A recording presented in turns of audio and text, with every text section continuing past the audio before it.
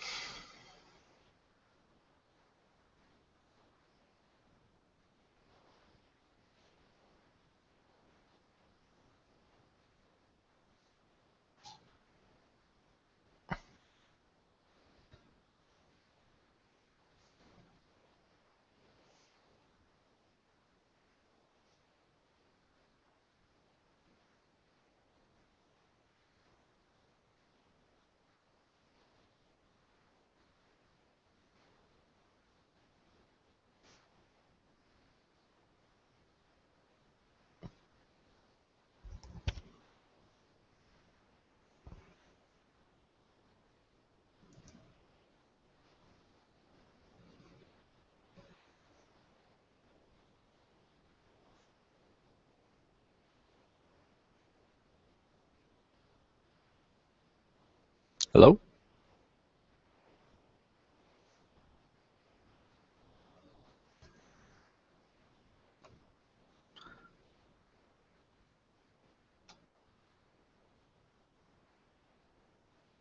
Oh, let me make sure I got this done right.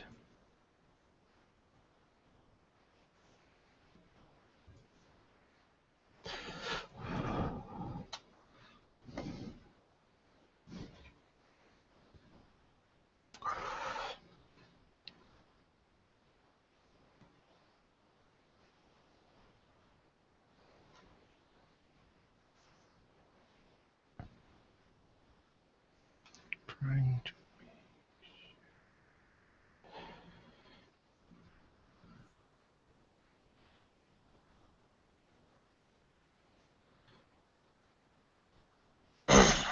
Hello? Good morning. How are you doing? I'm doing all right. I want to say that I just was starting this hangout for myself, see if anyone else joined, and I've been watching some of your videos, and they've been very interesting and insightful to me. Thank you. Oh, well, thanks. You've been sitting online this whole time? I didn't have anything else going on today. I figured, what the hey, someone wants to say hi, that would be great. Otherwise, I don't have much else to do today. Oh, okay. Well, I guess that's kind of a goal. Sorry, I literally just woke up. Yeah, I I hope try. I didn't wake you up. No, I was already up. Yeah, I try to make my videos as entertaining and somewhat educational if possible. That's really the overall goal. Hopefully, once I enter my new chapter in my life in the coming months, that they'll be more and more insightful as far as the field that I'm going into, which is cell and molecular biology and genetics. Ah, just made me think of a friend who was studying genetics. His comment was, who's playing God? Yeah, I mean it's kind of funny because I was just kind of forecasting myself in the future because I feel really good about this goal, and I say, well, you know what, people who are in this field for a while, may want to start their own business and say, well, if I start my own business, well, I have some kind of catchy name, but the motto would be doing what God can't. And I think that would piss a lot of people off, but it'd be very catchy. Yes, I mean, I imagine a logo with one like a two sides, one with an amputee and one with an amputee with a new arm. Yeah, that'd be funny. Then again, I think you might, and Marvel Studios might step, or Sony would step in and say, "Hey, we got a monopoly on that." Guy growing himself a new arm. Yeah. So, watching your videos, I had a question. Do you mind if I ask? Oh, go Are for it. you still with the military? For the next 2 months, yeah. Okay. I was just curious because you had mentioned one video having seizures. Was that? I thought that was like an instant. Oh, usually it is. Mhm. From what I was told, that I was having seizure-like activity. So you just have um, random parts of your brain just kind of shooting off signals due to, damage or something like that. I But have that actually. Well, I'm not. I have actual seizures because I had brain surgery. oh, okay. So yeah, yours is legit. It's Well, it was funny. One time I had this gentleman who was a naval recruiter at my job, so I was selling computer hardware, and he would not stop trying to hard sell me on how much my technical skills would be great in the Navy. And I brought up, I'm going to have health issues that's going to preclude me. It's finally like, Dude, listen, I read about during the Revolutionary War, George Washington was discharged people with seizures from the Revolutionary Army. America's most desperate time. No, I didn't fit. I wouldn't have fit in there. Yeah, it's they really won't let you in if you already have the issue. Mm-hmm. No, but that was one question I had. Thank you. Oh, yeah, it's not a problem. So where are you going to be going to school at for genetics? Uh, First, I'm actually going to be going to community college Mm-hmm. over in Maryland, and that's to kind of get myself accustomed to being a civilian again because it is a transition. Definitely a big. It's going to be a big culture shock because I Yeah. can't do and say a lot of the things that I used to, and getting inside that mindset again is it's going to be rough to say the least. And what I want to do is knock out a lot of my prerequisites for that program. That's actually going to be in Delaware, and Delaware, the University of Delaware, is where my goal is. And yeah, to basically, I have already like at least 2 years of college, so a lot of my prerequisites, well, not just your first 2 years, you're just knocking out your English and maths and all the other electives and stuff like that. So Yeah, I'm I know. going to try to get my associates in biology, and that will go ahead and kind of I know the pattern of okay. these associates and then bachelors.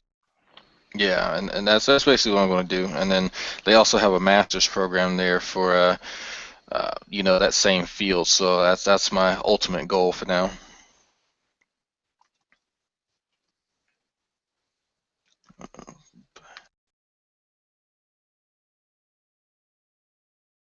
Uh, let's see. Okay, yeah, actually, I put a link on my Google Plus because Don't at like that first, as much.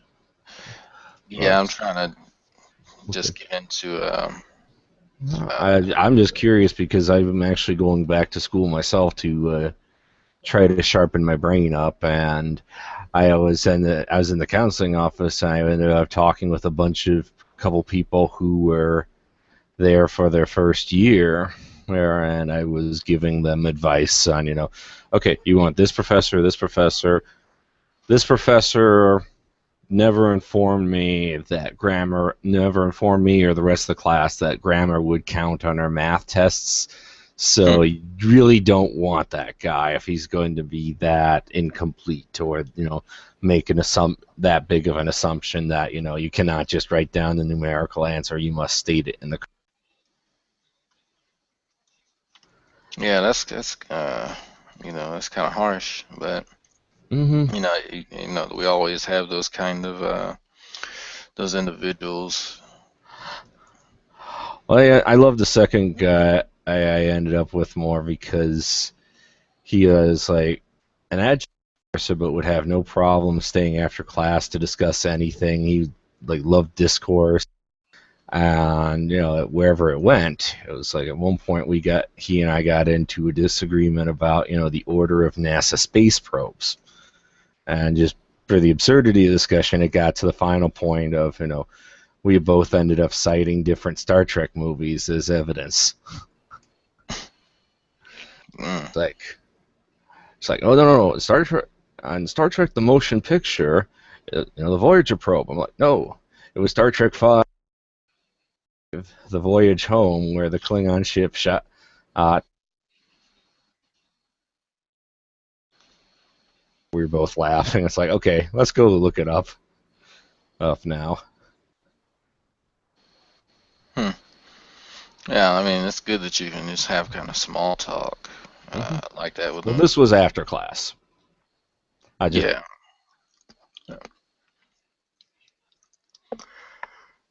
premium on in class time. It's like, There's a listen, sorry. You're it seems like you're cutting out every so often. Again? This has happened to me once before. I think it's AT&T. Uh,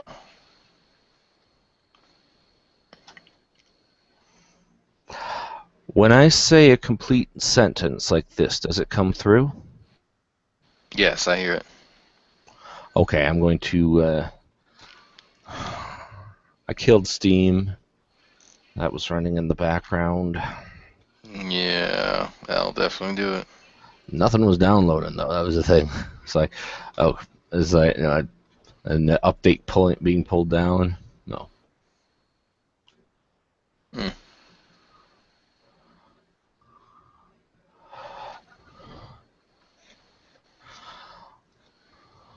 no, I've been trying to stay away from hangouts and talking to theists for a little while. Just to kind of, let's take a break because a lot of them are very, very intellectually dishonest. And then, yeah, I know. Most recent video of ours I watched with it was a hangout you had on G-Men and Vekal, accusing another African American man of racism towards African Americans. I was like watching this, and it's like, okay, fundamentally, he gave the worst social sanction, saying that you are not part of the African American community. I totally get that, not being an African American. I can see that, and you just need to take it and to try to make it into a point for your team. yeah, So it's that was what was ridiculous to me. well, guys like Vecco and G Man, they're so used to playing the victim, and they get too ingrained into that type of mindset that they'll just try to pull that out on anybody. But for a few of us who actually study African American history, and that's actually where I started out before I went on YouTube, is that I was with a group called Black Free Thinkers, and it was just like it's a weekly radio show, Mm-hmm. and I learned a lot about my own history that it's not taught in schools. A lot of it, I didn't know that the original Nintendo cartridge was made by a self-taught black engineer. I had no clue. Just little facts like that, and different types of terminology, statistics, and just stuff that challenged what I originally thought, and a lot of the common social memes that are attached to black people in America, a lot of them are not true, but I also learned where a lot of them came from. So the issue is that you have guys like G-Man and Beckel who just rely on word of mouth and rely too much on their own solitary anecdotal experiences to try and qualify everyone else. And that leads people astray. So when they do stuff like that, I could really see the depth of their ignorance, because they start parroting more either misinformation or stereotypes. And that's why I had to correct both of them that no, a black person in America cannot exercise racism. It would be impossible. You have to have hegemonic privilege to do that. If we were in Africa, then yes, because there's a hegemonic privilege for people of color as opposed to other races. There's a difference there. So when they start just throwing out terms and start crying who's a victim and taking things out of context, then that's when I had to step in, because I know that's bullshit. I think, yeah, you were referring to the House Negro comment that they got so upset about.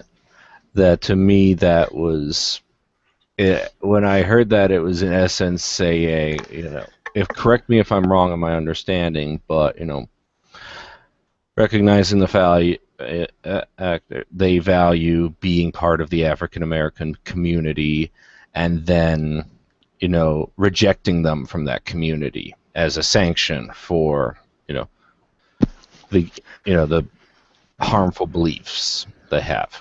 Would you say that I am making a accurate assessment there, or am I wrong? I want to Yeah, know if I'm wrong. Okay. that's a fairly accurate assessment, and the issue is that it goes a little bit deeper than that. Well, not necessarily deeper. It's more of the way that you determine this is by this person that you're perceiving that's going to, quote unquote, exile them. It's Well, yeah, no. I'm saying that is also, not saying that it's going to make an exile. It's like, a lot of times you try to use words, and I hear like, okay, it's like we're casting magic spells with them. It's like say words and hope they do something. But that I know they can have that effect. I'm yeah. sorry. Oh no, it's fine. It can, but in this case, it's connected to colorism and shadism, Hmm. and the way that many of us will initially determine who has this type of mindset is a person's skin tone, and the litmus for that used to be with a paper bag, and that's something that the South Yes, set you up to mentioned. determine someone's whiteness. So, for me, for instance, I would probably pass the paper bag test because my skin is just light enough. So, I would have a certain mentality that I would be better than G-Man, innately. Just it didn't matter really what the topic was, but I would innately be better than solely because my skin was lighter. And so people would automatically assume that I'd be more educated, more skillful, and more valuable than him. Hmm. And when we're referring to this mindset, it's that a person, or like me in this case, in this scenario, I would be quite pompous, and I would assume automatically that uh, my uh, my my innate abilities that are far superior than his are because of the people that I'm allowed to be uh, associated with, those who have already the hegemonic privilege of the society, and traditionally it would be white people, but in Alexander Carson's example would be God, because this same person would also always thank those with the hegemonic privilege for the ability to be in this standing. That makes sense. Yes, I and was kind that. of wondering about that remark too. I had no problem with what Alexander said. I thought it was dead on, but I was trying to get away from the racism aspects of it, and maybe it was like he was kind of accusing G-Man of being against or betraying or whatever fellow Christian, in a way, how he was treating other people that were fellow Christians by calling them, like maybe calling them, like false Christians or something. Or I'm trying to make that make sense, but it's coming out really bad. I mean, the way I heard it is like, when I think back, what my understanding of, do you mind if I use the term house Negro in speech, Oh no, or? go ahead. Okay, I'm not sensitive about that at all. okay. I just wanted to make sure that when it was used, I think, to say that, there's an identity for the African American community to have, to be proud of, which was, honestly, was one thing growing up through my life in a, pretty diverse school. I I never had even encountered the concept of a self-hating African American until much, much, much later in my life, and it was so shocking and illogical to me. It took me a while to understand. Just coming from a very, a background where thankfully a lot of people got along.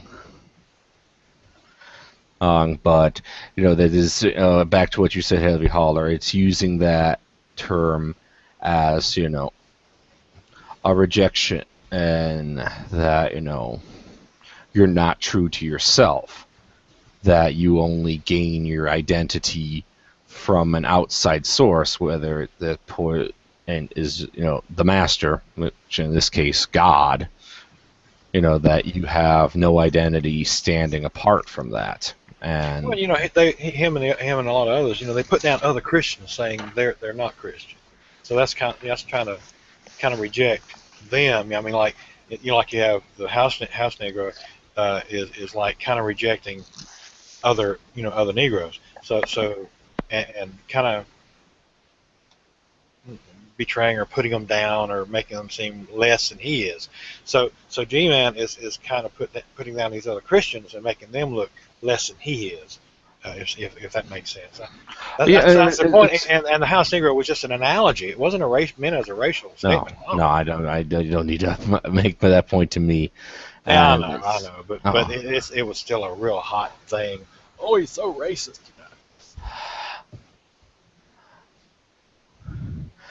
Yeah, they pull that out.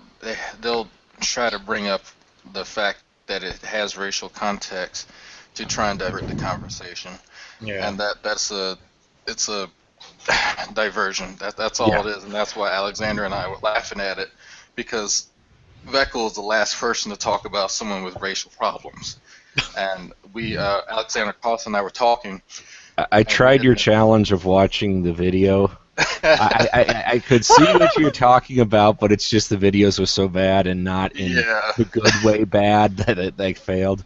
It's like, okay, first video, yes, a blonde-haired, blue-eyed guy in a lab coat has like an evil needle. Oh, there's something, and like, okay, yeah, I can see what you're talking about. A straight-up analogy to Nazism. Yeah, he is one of what I call them, those type of black people who he really believes that all black people are chosen, and he has that we are the new Jews mentalities.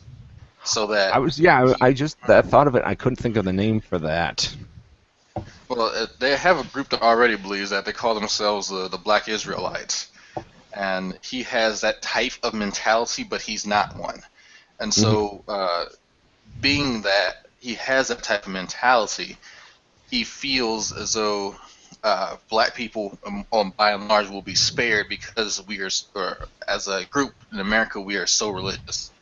And so, this comes out in his art and his overall mentality towards white people. And a lot of his statements actually coincide with this mentality. And see, I've met guys like him before. That's how I was able to recognize it so quickly. But I didn't want to say anything because I like giving him enough rope to hang himself with. That's a horrible analogy. No. I mean, my horrible thought was when you said that of like, okay, God will send his wrath in the form of UV radiation. Yeah. I'm sorry. It's like, well, it sort of fits, but no, I know it's wrong. It's a stereotype. I know.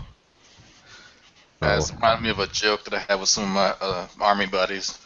We all fuck with each other about each other's race and other stuff like that, and each other's beliefs, and so what I'll say is I'll be quiet for most of the berating, but I'll say let's play a game. It's called Stand in the Sun and see who wins.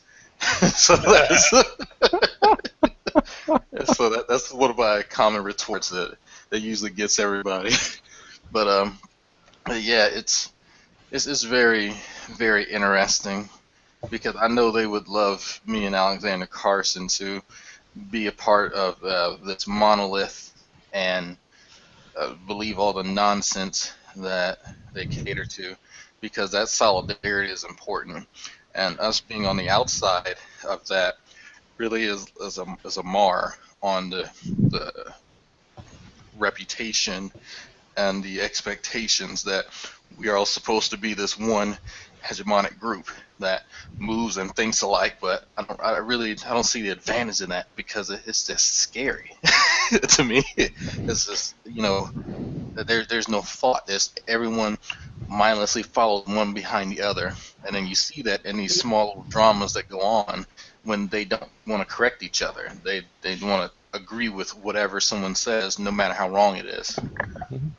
It was one of the things where it was interesting, like watching the documentary, a documentary on Muhammad Ali, his conversion to Islam, and then resistance to the Vietnam War. With some of the earlier things he was saying, I couldn't just help think I had read a article about the Srebrenica massacre of Caucasian and Muslims being massacred by mostly ethnic Serbs, if I remember correctly. And I'm trying to think of some of his was at the time he was making some universal pronouncements about Islam, and I'm like, okay, that doesn't quite fit, but it wasn't one that I was going to form an actual opinion of, a lasting opinion, I should say. That it was just okay. There wasn't enough nuance in that statement. It wasn't something where it's like, okay, there's just not enough information. It's not just something horribly wrong. Like, if someone asks me for an example of like, okay, racism in modern society, it's like, okay, multi-million-dollar motion picture Transformers 2.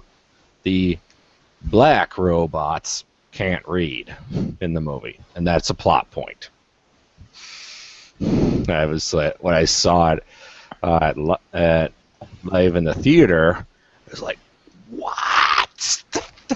People are laughing in the theater. Thankfully, I was seeing it with my sister, who was looking equally as horrified as I was. Like, did they just go there? Yes, Yeah. they did. There was a collective bemoaning. Maybe it was taken out of context. They can't read English, but they can read Transformer language. No. The thing was specifically they can't Transformers read Transformer language, and the humans need them to read Transformer language. Oh no! It's that there was nothing to give them the benefit of the doubt on this one. We call them the minstrel bots, and it's a recreation of black minstrels, back during the early 1900s. Yes, I certainly would agree there with and update the updated minstrel bots, but I mean it's you kind of have to expect that, and that's sad for me to say. When you are African American in America, you have to expect that your culture, everything about you is going to be satire to someone. Your life isn't your entire life. I honestly disagree with you there, because quite frankly, I was horrified by that. That was actually one thing that I had this like weird episode of cognitive dissonance during the movie, where it was like my subconscious detached myself and rewrote the movie during it. It's like, this is actually an awesome movie with like way more awesome fight scenes, with way better cinematography, with a way better, much more epic story. When that came out, I'm like, it was actually a bad movie. What happened there? Yeah, those two guys, they were a minor plot point. I mean, they ended up being sacrificial lambs. So overall, they weren't really that important. But I'm kind of glad they did not continue with that type of I guess lowbrow humor. For me, I really didn't care for it. I wasn't going to be one of those people who got so upset about it, to go marshmallow. No. It was one of the things, like, I haven't seen Transformers 4, but I did see the third one, and they had like one of the little robots. It's with robotic dreads and an accent, and nothing as outrageous as ha ha ha illiteracy jokes or anything. Nothing. No, that was its own special hell. Yeah, I mean it's the ones I think for the new. Well, I did go see the new one. The ones for the new one actually had a pretty diverse set of Autobots, and what I really liked about them is that they all had, well, I'll say most of them had really interesting personalities, and it wasn't just, they weren't just stuck with stereotypes. I think except for the big one. I don't want to spoil it for you, but the bigger one kind of reminded me of a large old Irishman. Yeah, the fourth one. Okay, well, is that the one John Goodman voiced? Yes. Okay, I knew about that ahead of time, and that is just Michael Bay I think it's his own personal wanting to have the talent of the Coen brothers and wishing he was the Coen brothers, but knowing he will never be the Coen brothers and never being able to come to terms with that. So he wants all the Coen brothers actors in his movies. So then he models the Autobots kind of after whoever's doing it. Well, yeah, like John Goodman, he has been in, the Coen brothers movies, and he has been fantastic in it, even for like short bits with like him and the Cyclops and Brother, Where Art Thou? He was brought in, used so very effectively for that. He is a very powerful actor. They had John Turturro in the first three. I don't know if he shows up in the fourth, but it's one of those ones of like, yes, I get it. And then, did you happen to see Pain and Gain? Don't remember that one. It's the closest. It's actually Michael Bay really trying to be Coen Brothers, because it was this actual super crazy real life event where this gang of bodybuilders got together, and they were particularly vicious and brutal, and decided that they could murder their way, just kill off enough rich people and make themselves rich. And they were horrifically incompetent about it, and people did die, unfortunately. But it is one of the ones where it's if you ever have time to read the articles are online, but the guys were like ridiculously incompetent. The first guy they were trying to kidnap, like twice they got it wrong, because like they were scoping the wrong BMW in the parking lot to kidnap him. Once they came to his house to kidnap him, and he was going to have a dinner party, and the second time they tried this, to rob people and then murder them, they were so incompetent they murdered them first,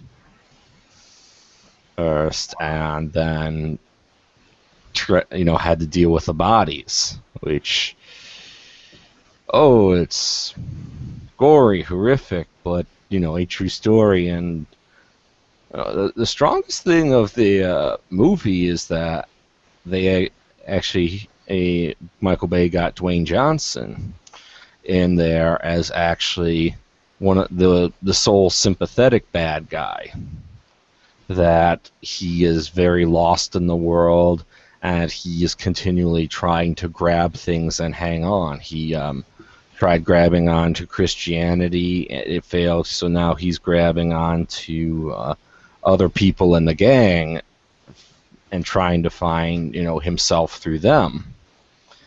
And Dwayne Johnson is so charismatic that all his scenes are beautiful. And it's one of the things where, forgiving some of the other the times the movie gets other stuff wrong, I would actually it's one of the few Michael Bay movies I recommend. It's like that and The Rock. Yeah, I'm about to see that actually.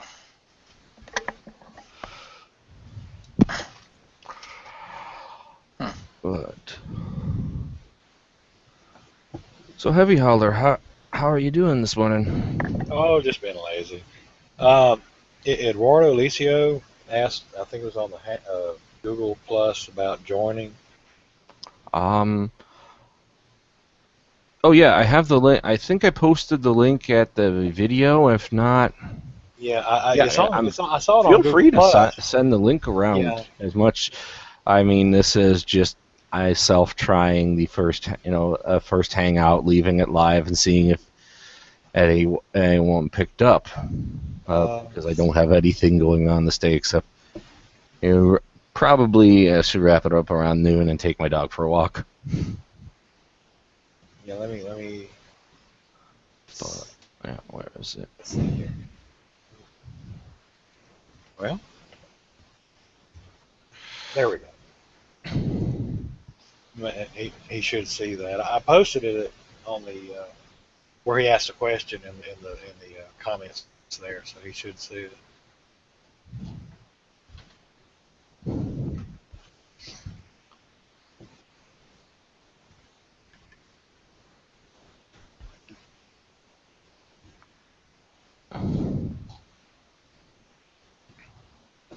Yeah, I got up real early this morning, and I almost started to go to the flea market again. I went yesterday. Then there was Carlton was having a hangout, popped in there for a bit, and then got your invite. Said, "Oh, cool! You're doing what?" So Mm-hmm. come on over. But Dragonock, this is a link to the original article that the movie was based on, and it was a true life event. Oh, nice. So you can, if you actually have it any time, you can read the whole thing. Hang out, pop in there for a bit. Got your invite. Said, "Oh, cool! You're doing what?" So. Eduardo, could you? I think you have the YouTube channel open, and could you mute that? Dragonock, this is a link to the original article that the movie was. Yeah, have you got a headphone set that you could use or something? Oh, nice. So you can, if you actually have it any time. Eduardo, I'm going to put you on mute for just a moment, and then just so the audio can sort itself out. Sorry about that. I don't want to be silencing you. It's just we were getting additional feedback in. Headphone set that you could use or something? Like, can anyone else here, like, Heavy Hauler just mentioned a headphone set? Yeah. Okay, cool. All right, I'll just get the problems all worked out. Thank you. And I've made my fill of newbie mistakes throughout my life, so it's not one that I want to. I never want to come down on anyone hard. It's like, you just made a mistake. Oh no. It's first time I join a Hangout, actually. Welcome then. Thank Oh, you. nice. Your volume is just a little bit low. Oh, how about now? Can you hear me now better? Yeah, I think that's better. Good. Cool. So, what are we talking about here? It's just more of a free form. Yeah, It's things are up for grabs, I guess. All right. I was watching a sort of documentary about there will be no economic recovery for United States. It's kind of interesting. I don't live in the United States, but I feel very interested in the political positions and stuff, you know. Oh yeah, it's the fortunate thing of having to watch the biggest guy in the room, especially if it's at a bar. Yeah. Well, I don't know. I find it kind of interesting to know what do you feel. I mean, I think you guys are from there. You live in the United States. Yes, don't. I do. I live in Michigan. Yeah, I'm down in I live North Carolina. I'm over in California as of now. Have you felt like the government is too big? Is getting too unlimited power and like I don't know, man. I feel like I would like to I would like to live in the United States because I'm a software programmer, and I think I have a great job opportunities over there. But I'm a little bit afraid of that country. I don't know why, because of I don't know. I feel like it's too aggressive with immigrants, for example. I can't really speak on the government being too big or anything of that nature because of my job, but I'm not sure. The funny thing is, a lot of people find that our government is very lax when it comes to immigration. That's a big complaint that we actually have here. That it was like if you've seen anything in the news about the controversy down at like the Texas border, that it's effectively that there some people are saying that there is not enough government work being done there. One thing though, in America, when you use the term bigger government, it typically, from all I see, it is only applied to like the economic side of government, not like the security side. So you Oh see yeah, yeah. almost people talking about big government and that, and it's like one of the things I said watch with the NSA. Feel I'm kind of watching helplessly because the technology is there to do all these things so easily, and it's going to keep growing. That you pirate that privacy might effectively be gone forever. So I think one that, thing about the immigrant issue is that there's a big difference between being here illegally and being here, coming in legally and becoming a citizen. So there's a big difference there. Well, what I mean with big government is that it's not only on economics, but we have to define that the government is the only entity with the monopoly to use force. So I find that very delicate to handle. well, that actually one thing that, because of one of the the founding principles, American government gets its power from the people. It does not necessarily have a limit, like a monopoly on force. It's like if someone breaks into my house and I am scared for my life, I am legally allowed to use deadly force to defend them. I don't have any guns. Boy, someone's breaking in again. Yeah, of But course, that's very true. But in general terms, it's only the government, the only entity that's allowed to interfere by force and when the laws are broken. mhm. Yeah, that's what I mean. Well, I find this a very important thing to keep in notice because the government shouldn't be this big with, I mean, shouldn't have the right to, for example, what were you saying, to invade privacy for for a false sense of uh, freedom, or a little bit sacrifice. Like I'm gonna sacrifice a little bit of my freedom to get a little bit more of security. But I think like that security is false. It's not. It's an illusion actually. I mean, we really need to be free in order to prosper. The government is interfering in economics and private properties and business and yeah, and economy. But it's because of that, and because they have the use of force in their favor. Well, I mean, I can certainly understand your concern, and one of the things I always seem to notice is a correlation. If like the government interferes economically, it's often for another economic interest, like an eminent domain claim, where the government can take land and give you, fair value for that. That can often be for like another developer's project. Like say your house is in the way of, a major redevelopment of a city, that can be used to get you out of the way.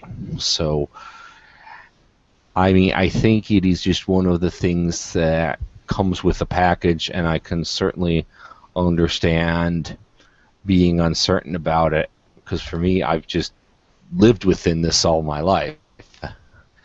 I've Why so did I started to say, why did I suddenly get an image of the Earth being blown up in the first part of Hitchhiker's Guide to the Galaxy? Huh.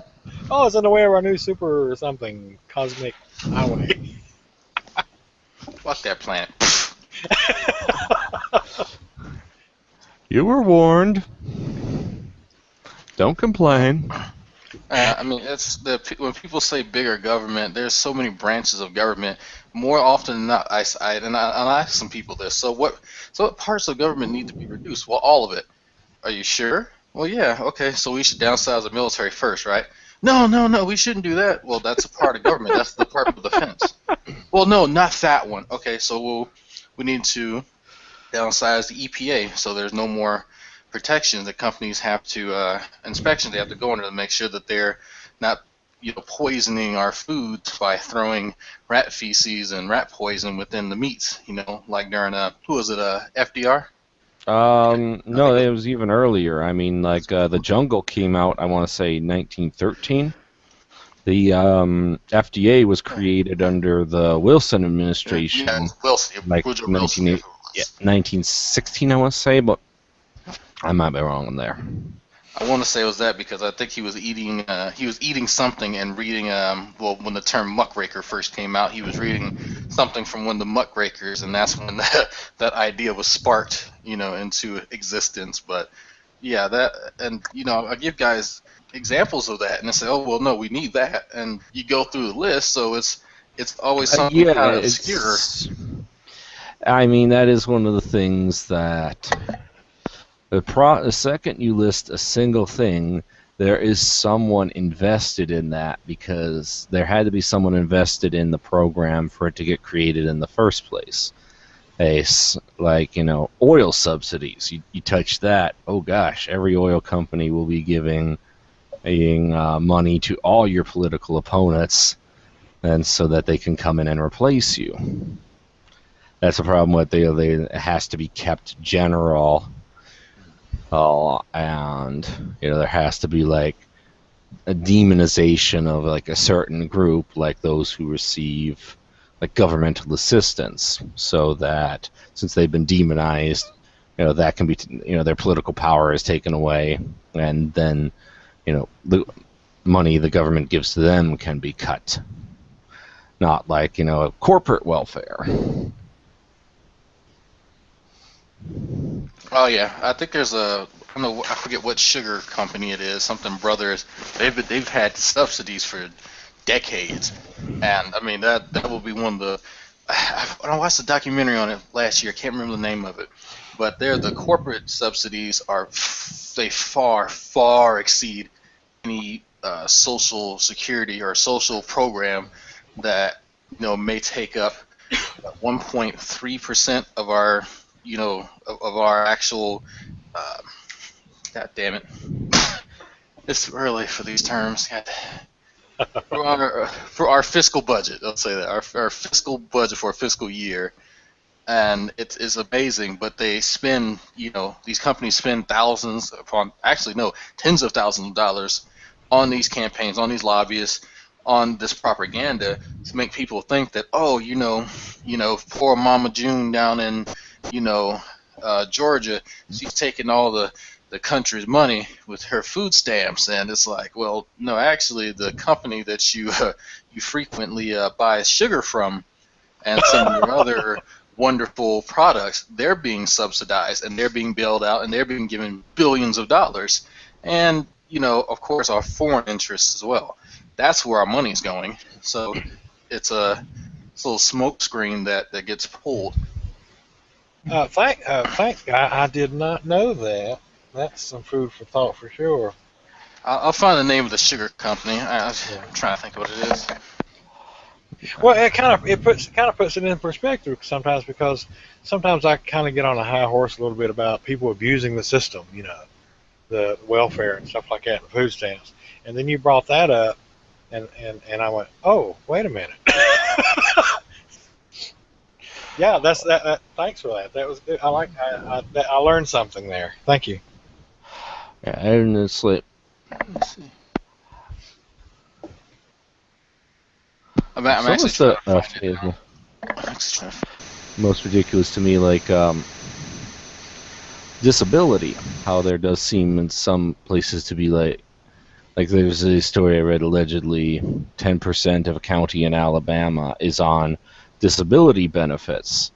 And like when I was job hunting and going through a state program for that, one of the the first things they said is that if you take this job hunting program, this kills your ability to get benefits.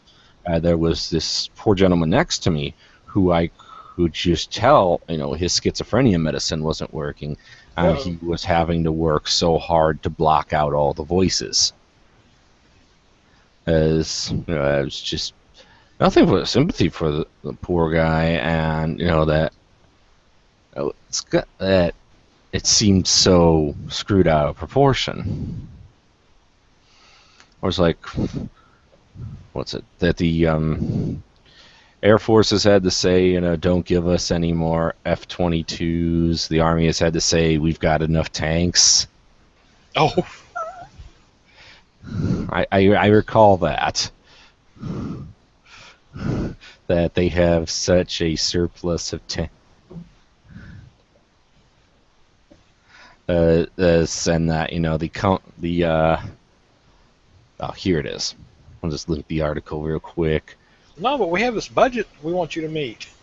Oh yeah, you want a certain number of jobs in my district that need to be kept.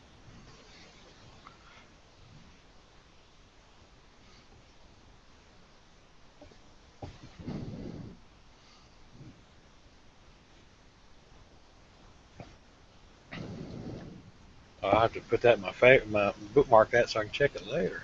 Thank you. Oh, but I have to say one thing about since I got into the atheist community on YouTube, and in Second Life, there's an atheist community there that I hang out with. Is that you start learning so much that you didn't know before. It's been a real education, seriously. Oh yeah, that's just one of the things that I'm really grateful for, and I find it odd. Not find it odd. It's always interesting to hear what theists claim my life and my mentality is like. When I know you know what you go through. I know what I go through. Oh, They yeah. don't know. They pretend to know. And since I broke away from religion, my knowledge has expanded so much more. I've become so much more skeptical, and I've been um, self-motivated to go and check a lot of these things for myself. And Critical. Yeah. oh, go ahead. Oh, sorry. Go ahead, Eduardo. No, I mean, yeah, I hear you because it happened the same to me when I became an atheist. I became more critical thinking. I wanted to know more about everything, more curious about it. And that's in fact the thing that made me an atheist because I started to question things. I come from a family where I have a Christian education. I grew up in a Christian school, and the process in which I became an atheist, it wasn't from day to night. It happened in a period of time. I mean, I think it happened during a year where I started to question things, and I read the Bible and said, like, this is crap. I mean, this makes no sense at all. I mean, it was, and then I started to question things, and at first I became an agnostic and say, okay, I don't know the answer, if whether is there a God or not, but I'm going to assume that maybe it is. I don't know. I became in some sort of agnostic, but then I realized that that's it's kind of coward to assume that position because uh, whether I don't have the answer if there is a God or not, but I need the evidence to believe if there is. So I'm definitely atheist. There is no God because there is no evidence that exists a God Oh or no, many I gods. hear you. I'm Oh, actually starting this book by Vincent Bugliosi. He was the guy who prosecuted Charles Manson, and it's a book arguing in favor of agnosticism. So I'm thumbing through it, like, okay, where's the looking through, okay, where's the section where you're going to go ahead and because one thing he's going to need to explain to me, well, like in a court, I would either return a guilty verdict or by default hold to the null position of not guilty. We have a presumption of innocence, which is the null position, the null, that unless we find different than the null, we should not imprison anyone. And so, that would be that is the one thing I'm looking forward to seeing if he actually takes that on or if he sidesteps it. Oh, Well, then But some people become what they call deists. It's not Yeah. it's not atheist or well, yeah, they call it deist. Shana is one, and I know there's several others. Oh, a quick It's thing. just the It conclusion was they arrive at. heavy. The new statistic is social welfare program, family, children, unemployment, such so on and so forth is 2.8% for 2014, and the subsidies for the sugar companies. Let's see, 1.1 billion in federal sugar loans, from what it looks like, and there's a 3.5 billion tax that is incurred by taxpayers to help fund a lot of the other subsidies for them. And that's just only one. That's Wow. evidently that's some kind of contractual agreement that sugar companies have in the U.S. with the government. it's a law. It's the appropriate. Congress can only make the appropriations. Yeah, and that would And just be one example of they no telling how many others. Yeah, that's something I can't and remember the name of that. It was a Yeah. Netflix documentary, and I was like, wow, that's ridiculous. But yeah, I'm sorry. Go ahead. oh, it's the problem is that it's so easy to fund the opposition if any politician was to, oppose this. That I remember reading. I live here in Michigan, and one of the sponsors for a law for private prison to open private prisons in Michigan.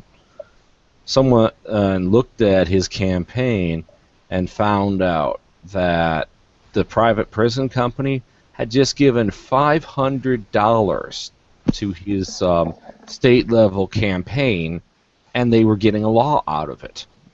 They were getting a bill out of it, I should say. But Yeah, and then that has a it's just like horrible effect on the population.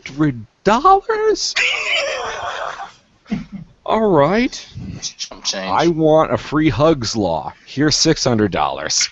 Yeah. I mean, and the Oh, bad yeah, part, I'm all for people starting businesses, but when you have like a private prison, that prison has to have people in it in order for it to receive funds. And so that's, oh yeah, where they're going to come from. Well, we're going to start criminalizing shit to keep the prisons full. yeah, and it is just. I think it is just as socially detrimental as a drug dealer. Oh yeah, that leads me to the next question. I wanted to ask this. What do you think about the war on drugs? I mean, the freedom that one person has to put drugs on his body. I mean, it should be like an individual right. Um, I see it kind of silly that drugs are so badly penalized, by the Oh government. yeah, it was the drug policy. I'll say this straight up, is a legacy of racism, where it was very easy to keep down, groups who were not in power just because they might turn to substance abuse more quickly, and it's also morphed into this macho attitude of tough on crime. So the problem is anyone trying to argue for more sensible, because quite frankly, you know, I am quite fine with marijuana being legalized and sold, old as that is not that harmful. Like I don't want heroin, cocaine, PCP dispensaries.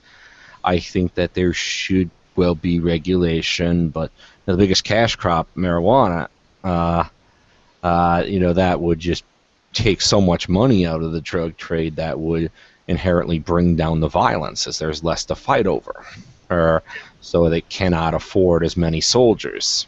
And the drug, I should say the drug cartels in particular, but no.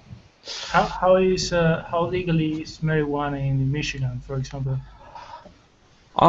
It's up in the air is the problem. It's like the voters passed a medical marijuana legalization a few years back, and no one terribly wants to touch it. Like the only time I can recall there being a very big medical marijuana raid was by this county sheriff who was running for governor, and after he got trounced in the primary elections, like 2 days later, he went ahead and raided a whole bunch of pot dispensaries, and it ended up not being as good for him, as there were a whole bunch of people. You had a whole bunch of people who had like cancer, glaucoma, and other illnesses out at the court protesting him.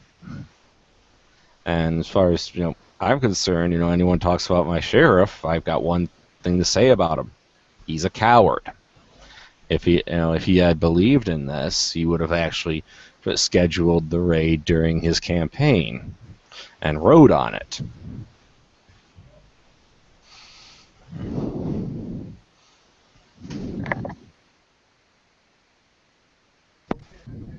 I'm not sure how current this is. I got curious, so I looked it up.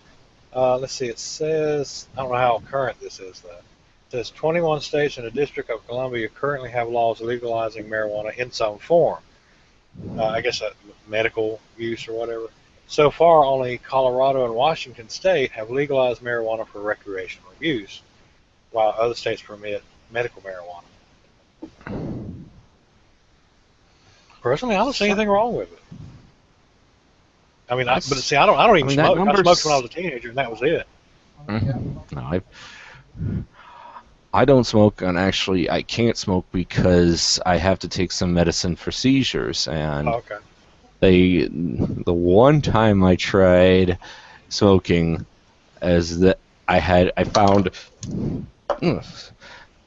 found out that the medicines had a certain interaction.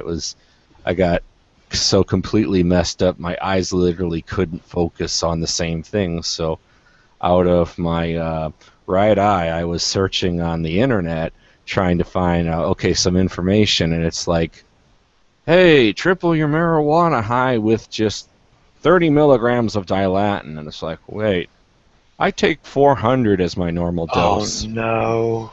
Yes, so that was what that was my real experience of marijuana. It's like, I feel bad. Yeah, my eyes I can't enjoyed it see when straight. I did smoke. No, I'm not I enjoyed it when I did smoke. knock anyone who does. And a big problem, Eduardo, is that with the federalism legal system, is that there can be separate drug laws. Like the states can have one set of the drug laws, and then the federal government has the drug laws. Medical marijuana is classified as one of the most on the classification scale as one of the most harmful drugs, up there with heroin and crystal meth. So that is completely out of balance with reality. But the problem of changing that, then we get into political institutions and trying to change them. Like some people will argue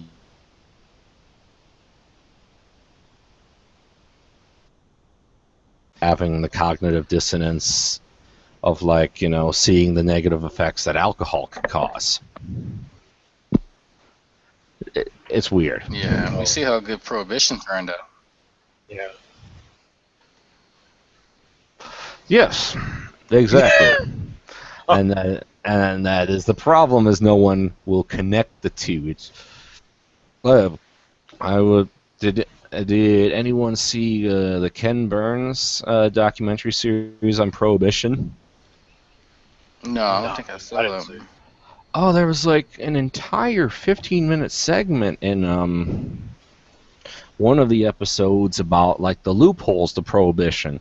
You could get prescribed medical whiskey. I'm not even kidding. No, I'm not kidding.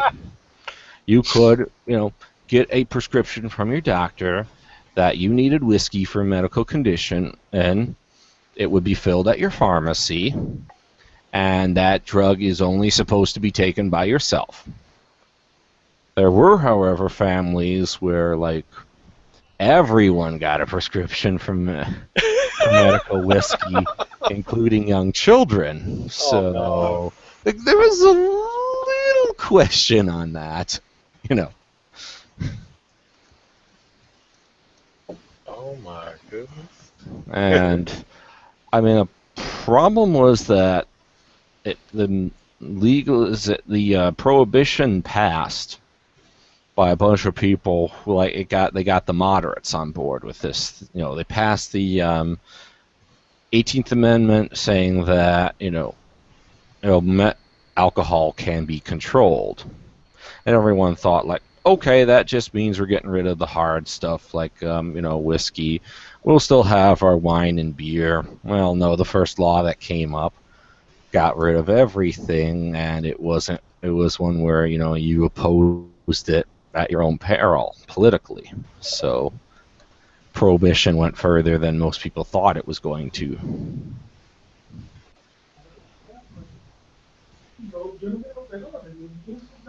Hmm? Hello? I'm still here. Oh, okay, it must have been someone in the background. I think he's talking to someone in the background. Okay. Yeah. I know he mentioned that he was a software designer, did he say? Yeah, a software designer or software engineer. Yeah, I know Matt Dillahunty's in Austin, Texas. He's having trouble finding employment right now. As that, I'm kind of surprised. Honestly, brings me back to, I don't know who said that about whether something about whether there's going to be a recovery or not. That's one of the things I'm concerned about. That the robot, our potential for automation beyond just like robotics is for a while going to outstrip the number of jobs it creates. So I am afraid it is going to be a difficult next set of years.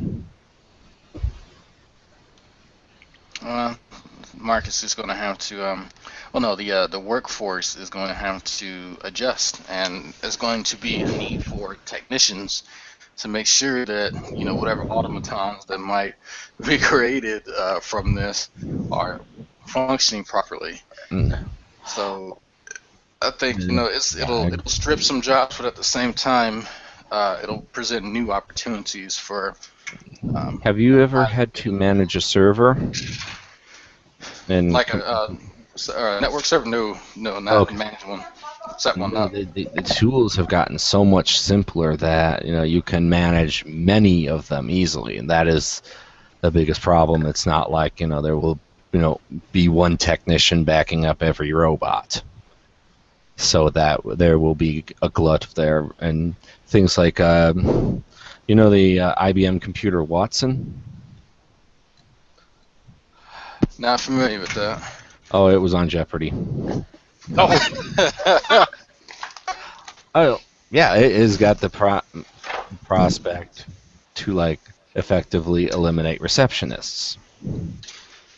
It is that powerful to take away to automate those kind of jobs. So Really? that is how big of a storm is coming to the job market. So that is what I am concerned about, is that I think the economy will catch up, but it will also just strip away so many of the low-level jobs, and that people who may not even have the confidence to be trained up, then they may if the extreme cases where we can certainly say someone might lack the ability to train up. I think more often you're going to have like the psychological problem of people looking at this more advanced subject and just giving up out of hopelessness, saying I can't do that.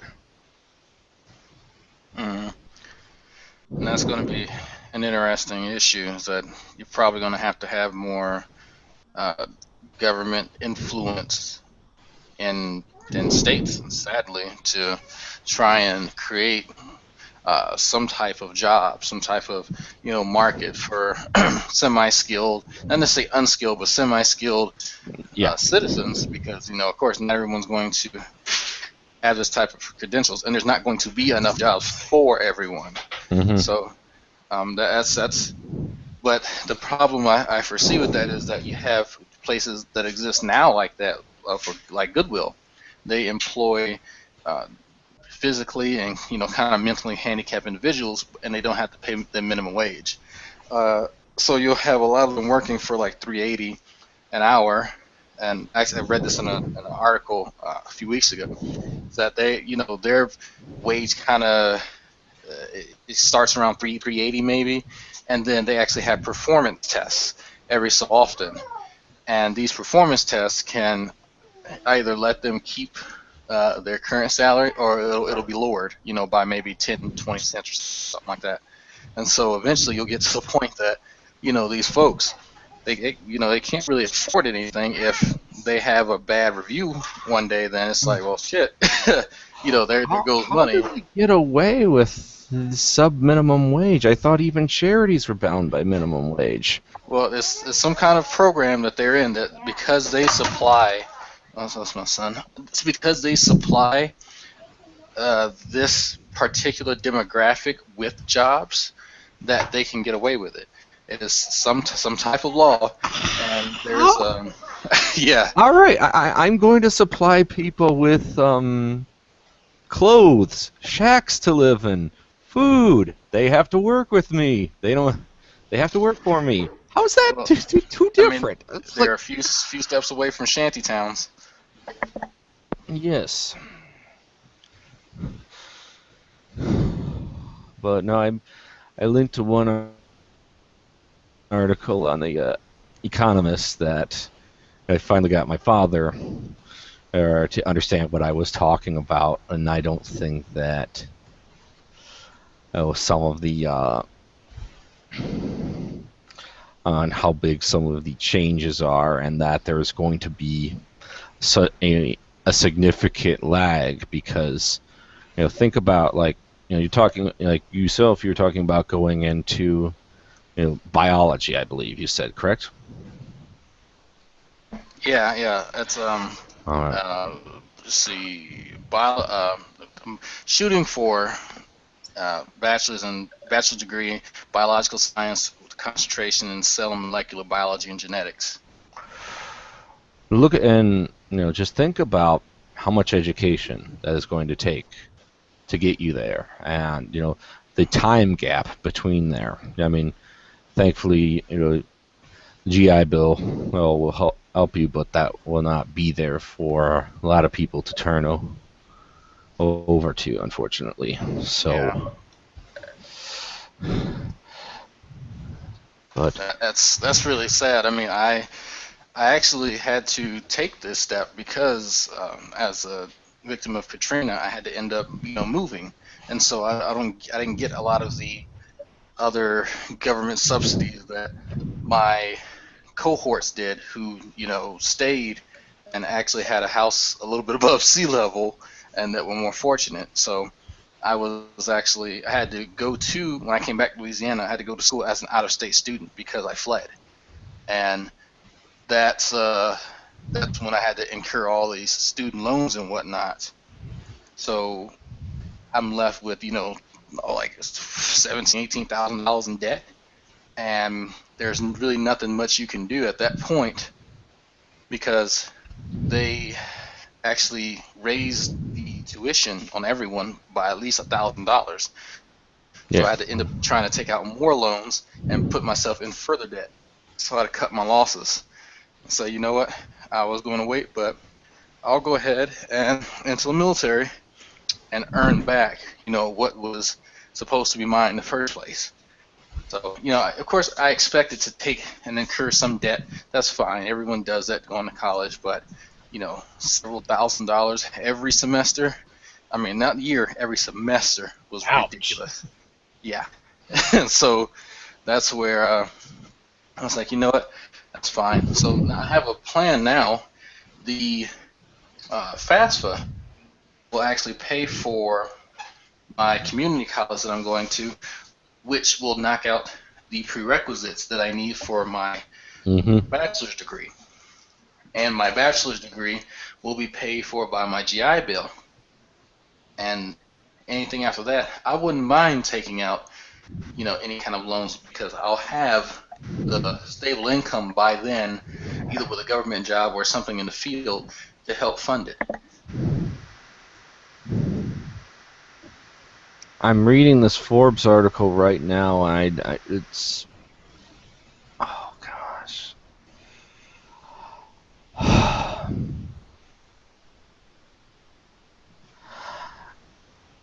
I'm sure that Goodwill probably had a talk with like the Americans with Disability Act to make sure that, you know, the thing of like disabled persons don't have to be, you know, treated fairly like everyone else was, you know, extended to them. Because that's the first thing. It's like, how can my wage be treated differently for, you know, a mental disability like that? I'm doing the work. Oh yeah. I mean, honestly, I want to see like if Salvation Army is pulling this shit too. No. But no, it's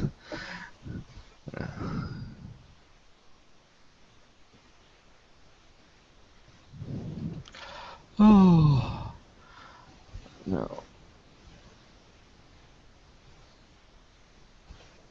Kind of makes you wonder, really, what else goes on. And this is one of the this is what this has been going on for quite some time, and I never knew about it. And I think that's messed up. I understand that they are not the most skilled workers out there, but just to be put in that type of scenario, like you're working for pittance, really. It's the thing is that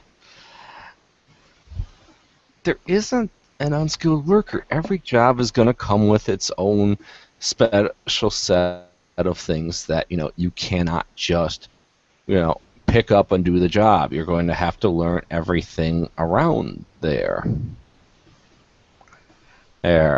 So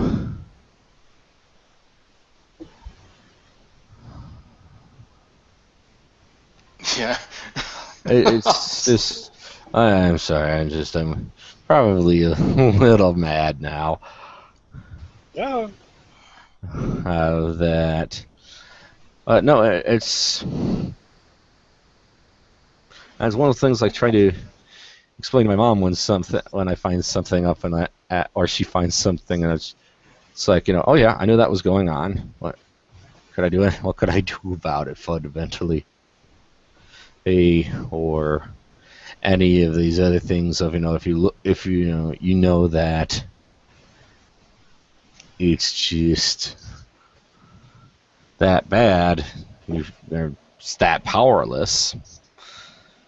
Oh yeah. Yeah, and then after a while, it gets to where you see so much that is so wrong, and you might have the ability to kind of help one problem, maybe, but there's so many other hundreds of things out there that are so wrong that you can't even touch.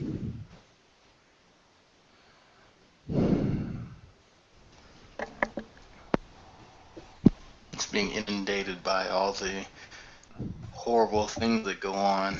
Yeah. And then take that into account. And it is one of the reasons I'm trying to learn libertarianism. I'm trying to understand a lot of the somebody scoff. I'm trying to honestly learn it because I haven't heard anything good about it, and it is a habit of mine that if I keep hearing something negative about something, then I want to go straight to the horse's mouth, so to speak, and find out from someone who holds these beliefs or holds these whatever these edicts and see what it's all about. And what I've been learning about is anarcho-capitalism, which is basically just raw, for me, raw capitalism. Just let the market sort itself out, no government to try and regulate it. Dog eat dog. Yeah, dog eat dog, and let the survival of the best company from its customers win. One of my biggest issues initially is that where is the protection from the consumer? Because you assume that two companies are just going to oust one another by being the quote unquote better one. Does not mean that not your constituency, that your customers are going to vicariously have all of these, No, yeah, protections, that is the because of that. That's a grand assumption, but we don't even have that now with the government intervening. So I'm not sure what makes people think that it's magically going to happen, if something like that were to be instituted.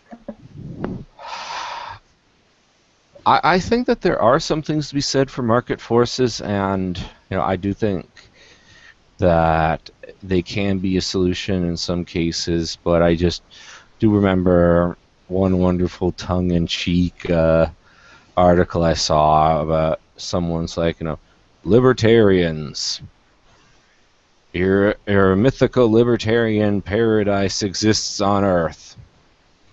Move to Somalia.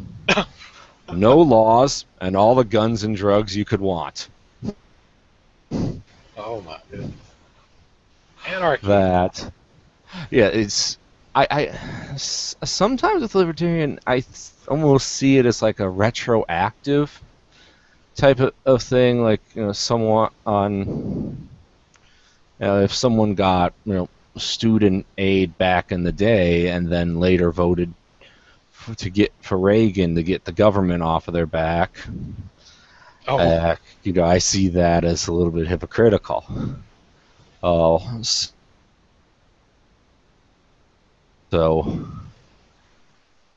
it's one of the things that I think also with saying like let market force decide is a very great way to wash your hands of it, because you can say if the market forces have gotten us here, then there's nothing that needs to be changed, and that is, I think, a very bad mindset to have, because we need to continually be a self-examining and looking to see, can we improve that.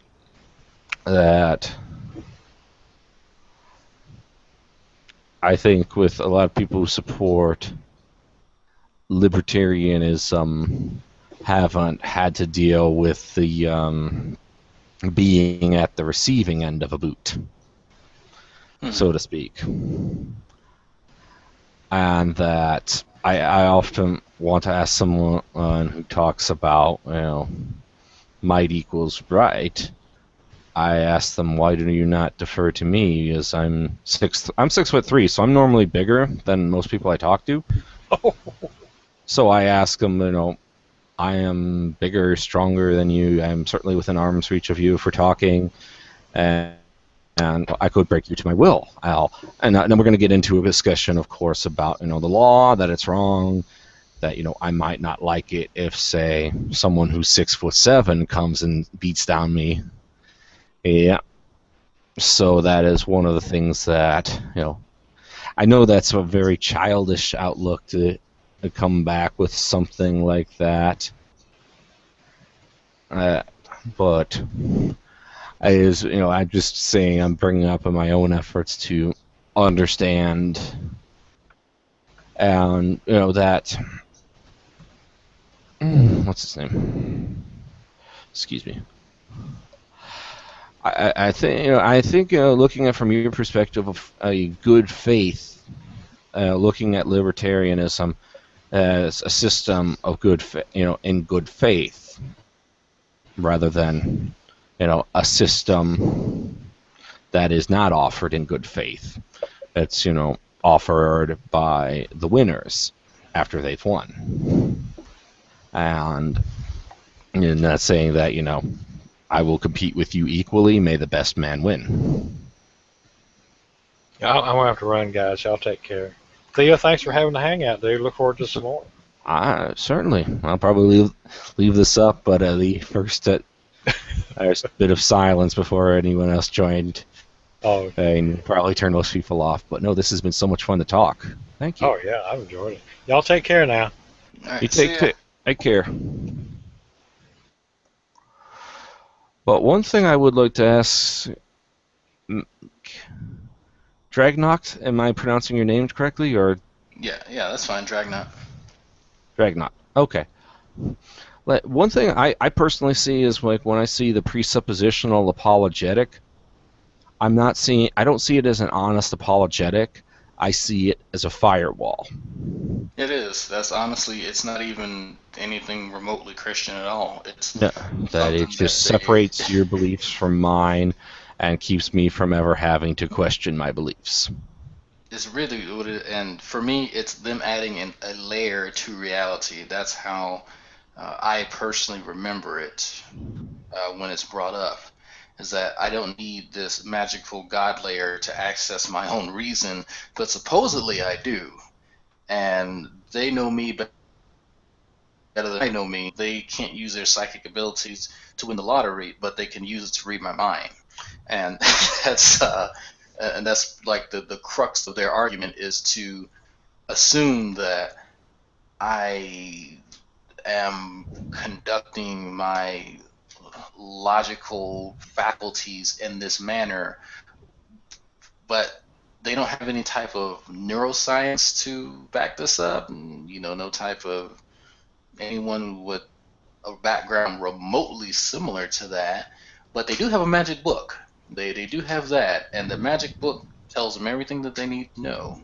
So that right there kind of shows you how genuine and honest a lot of these folks really are. And I have to try my best not to laugh because I'm like, are you fucking serious? This is like my son bringing a book to me and saying, hey, look, this is cool, this is real, right? Shit works this way. No, it doesn't. But I find it cute that they want to also attach solipsism to it. And I made that video I made the video about Arcane Logos, is that he never actually studied solipsism. And that's why I mentioned the ego, id, and the superego. When I was studying, like what I mentioned, I was in college, I was studying psychology, and that was brought up. And I had to actually do a paper on it. And I studied it for a few weeks, and then thereafter, just looking up stuff about Rene Descartes and all the other type of feats that he managed to popularize. So it's cute for a dog and pony show. Yeah, and it was interesting to that the solipsism was Bruggenkate's attempt to add something new, but it backfired on him massively. Yeah, and it's just the thing of not it's talking with a Christian who wants to have an honest exchange of ideas with you. I understand that because I was at that point of once. I was raised in a very liberal Christian sect, Episcopalianism, and I had never really been had my feet held to the fire about the world of God being the Bible being the word of God and absolute. And it's like, whatever, if the word of God and reality they disagree, we're gonna try to go with reality because getting run over by a truck sucks. But it's just a testament for me to really measure the level of intellectual honesty and how. Oh shit! Hold on. I'm sorry. Yeah, I dropped my headphones. It's really a measure for me to try and see how intellectually honest they want to be, and I see a lot more. As time goes on, they'll tend to start using our terminology, and they'll start to, I guess, reflect or reciprocate our charges of them being intellectually dishonest back onto us, even when it's not merited. It's just like, Sorry.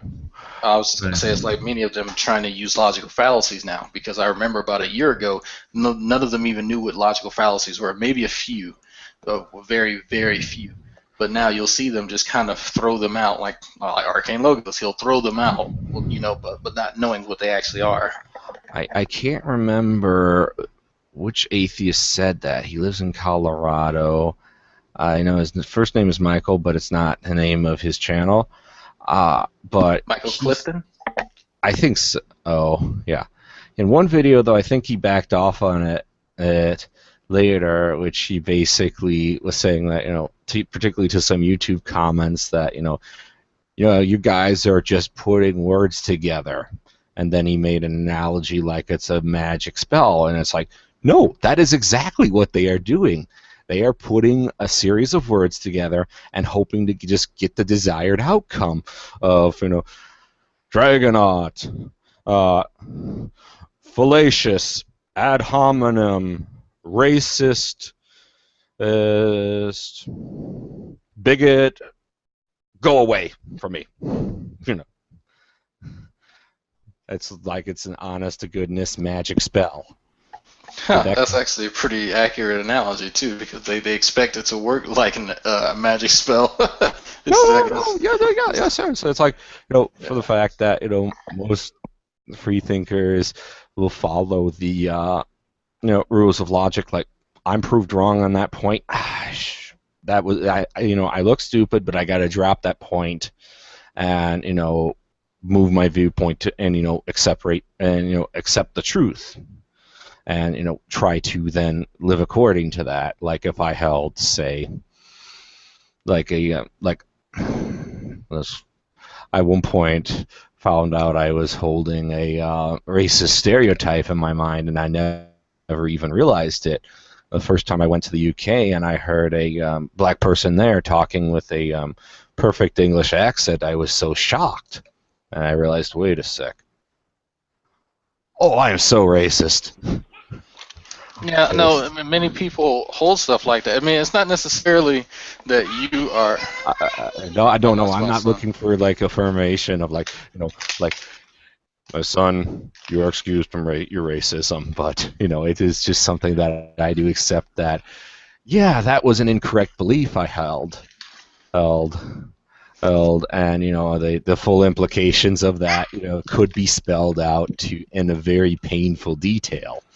Which I kind of don't want to do to myself, but when I realize that I've got to deal with that part of myself, incorporate the truth, and move on.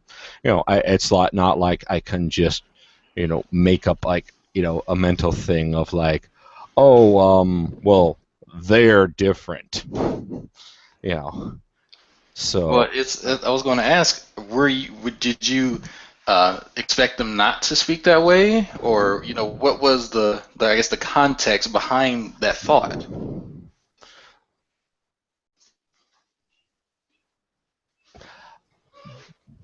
Please bear in mind this was when I was 13. I expected them to have a different accent than most Caucasian English people.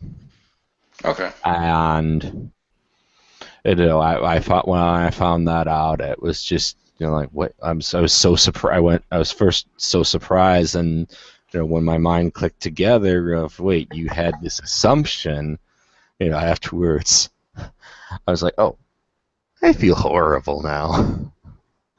When I well, no one knows your shame until now. But just make sure you don't make that mistake again.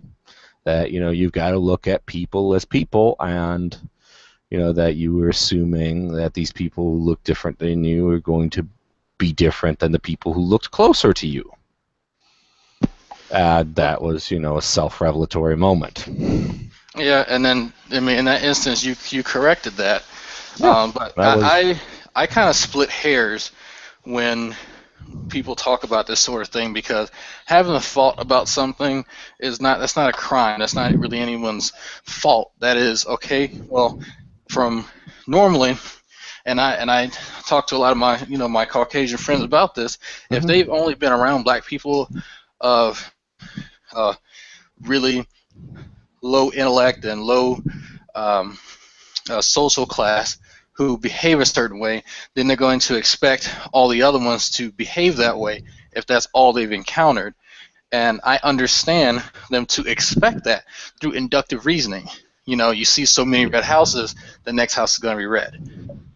But what you did was when you recognized it and said, oh, here's something that kind of breaks the mold, and my inductive reasoning was wrong in this case, well, I need to adjust. That is actually the mark. That's an indicator of someone who is more in tune with reality and not just what's easier to believe. So that's what I was going to say. Don't be so hard on yourself about that when the context and the events preceding it are very important. Yeah.